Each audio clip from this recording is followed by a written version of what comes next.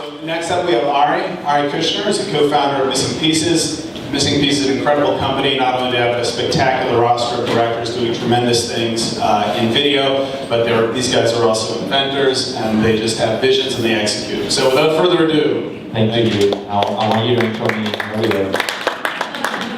Did anyone here grow up in a fucked up third world country in the 80s? Cool. Alright, so I grew up in a fucked up third world country in the 80s, Cali, Colombia, South America, and it was a pretty media deprived place, and so I grew up obsessed with media. And when I would come to the States, I would get my sort of dose every once in a while, and then I would go back and just long for it and obsess over it and want to be a part of it and dream about movies and all this fun stuff, right? So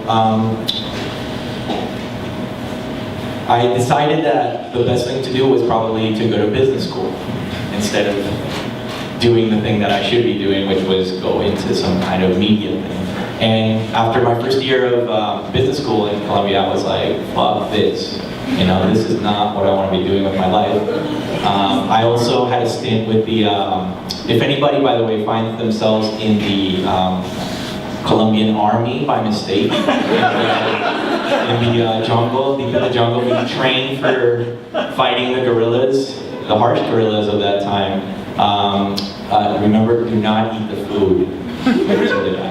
So I realized that I was ready for this. I was ready to pursue this sort of dream. And I moved to the States and I went to film school. And this was the time in the late 90s when the first era, the sort of first wave of digital cameras were finally sort of accessible. And it was Final Cut. First edition of Final Cut Pro. It was a really exciting time. And so even though we were in film school, we could do all these things on the weekend and at night, me and my friends. And one of those friends was Scott, who I later co-founded, started that creative friendship that led to starting Missing Pieces.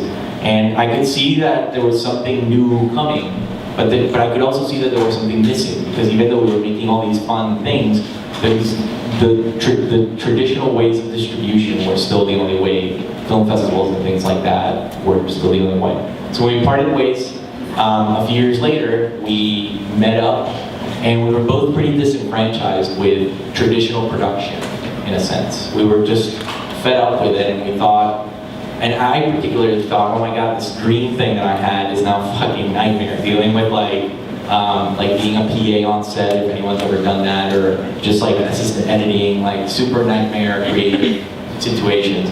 And I was pretty disenfranchised with the whole thing and kind of was ready to give up on it.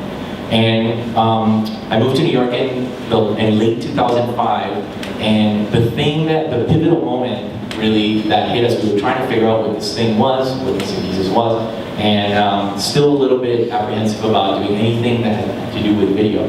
And the thing that hit was Steve Jobs announced the first ever video iPod. And that was the moment. It was around the time that YouTube had come out and video had come out. And it became very, very clear to me that that was the thing. And it was about what happens when you press play on that device.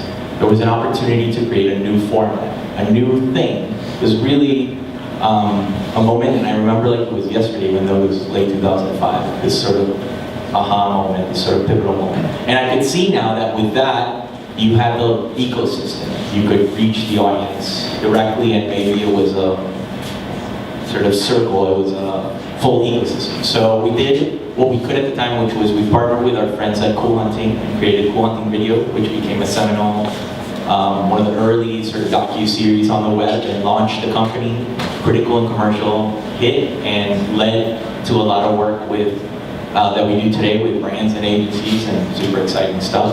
But I was thinking about this pivotal moment thing, and I realized it was the jungle in Colombia. Now, it was the video iPod in that moment where it became very clear that there was an opportunity to do something new, and it renewed my faith in media in a way. It renewed my approach to filmmaking, because I could see now that two guys with their laptops and their cameras, we could just do this from the living room, and that's kind of how the dream was renewed and how it started and what's led to this, production company that we have today that makes a lot of cool, meaningful content that hopefully doesn't waste anyone's time.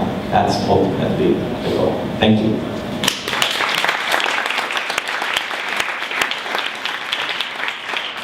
Questions? Questions? I thought it was pretty clear. Anyone? All right.